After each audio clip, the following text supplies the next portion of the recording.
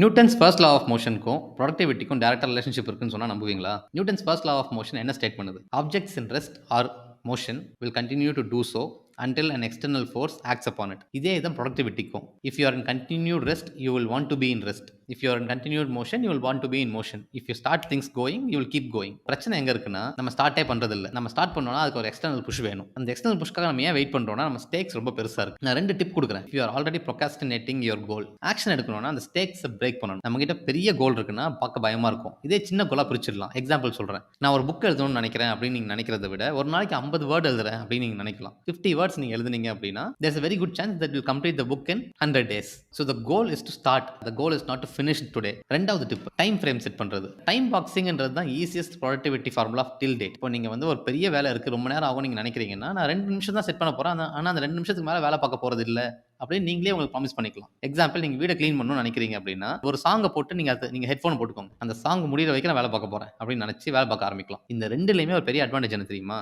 Since you are already in motion you will want to be in motion. ஏன்னா அதுதான் லா சொல்லுது. நீங்க ஆரம்பிக்கிறது தான் கஷ்டப்படுறீங்க, முடிக்கிறதுக்கு இல்லை. நீங்க 50 வேர்ட் நீங்க எழுதணும்னு நினைக்கலாம், ஆனா நீங்க 200 வேர்டு எழுதிருக்கலாம். 2 நிமிஷம் தான் வேலை பார்க்க போறேன்னு நீங்க நினைச்சிருக்கலாம், ஆனா 20 நிமிஷம் வேலை பார்த்திருப்பீங்க. ஏன்னா objects in motion will continue to be in motion.